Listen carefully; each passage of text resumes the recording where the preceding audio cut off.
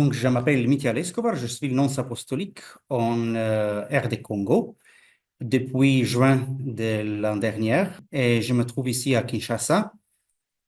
Dans ces pays énormes, on peut le dire, avec une énorme aussi potentialité, mais aussi avec des défis parfois euh, bien grands aussi.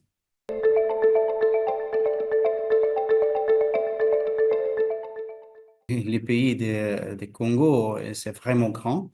Les distances sont énormes. Aussi, les routes parfois manquent ou ne sont pas dans un bon état.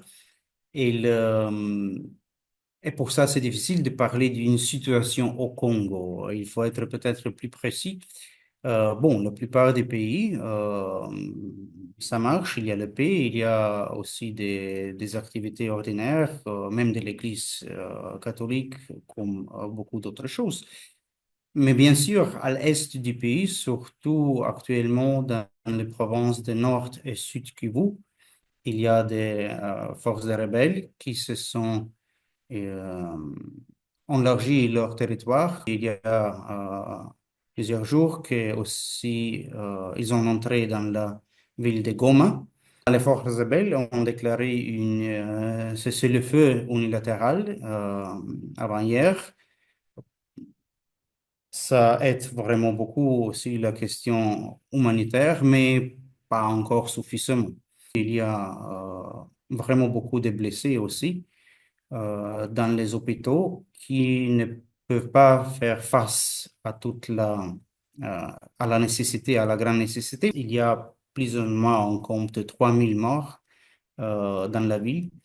Ce qui préoccupe aussi, c'est surtout l'aéroport qui est toujours fermé et ça ne permet pas l'aide humanitaire d'arriver. Il faudrait vraiment que toutes les parts intéressées trouvent un accord et que l'aide peut arriver dans la ville de Goma.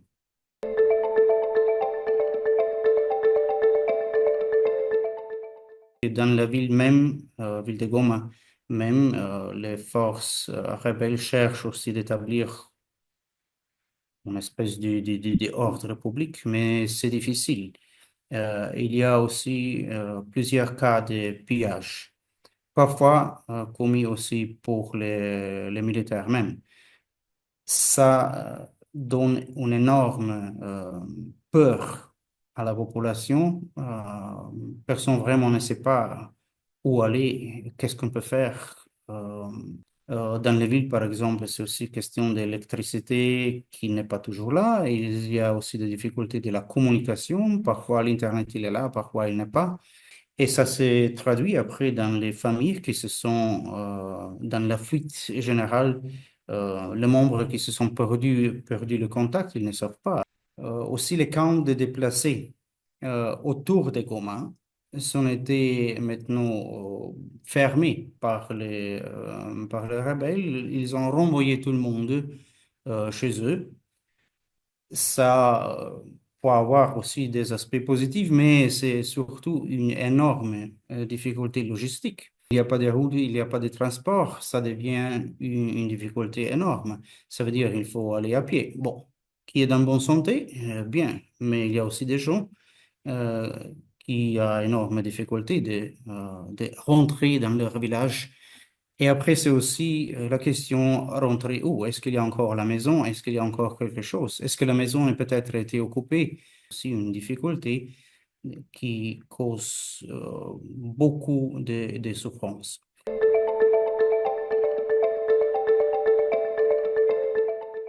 L'Église, bien sûr, est très préoccupée de la situation de toute la population, pas seulement des chrétiens catholiques, bien sûr. La première mission de l'Église est spirituelle, le confort, faire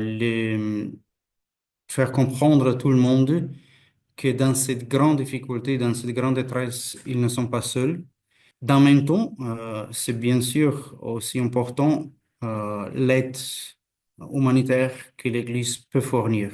Après, c'est la question peut-être plus, on peut dire, plus stratégique aussi, dans le sens qu'il faut travailler pour la paix. Les causes de cette guerre-là sont complexes.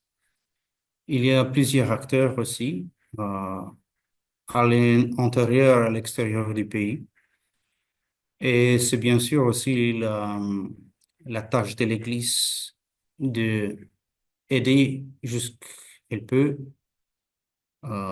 tous les impliqués à laisser tomber les armes et se parler.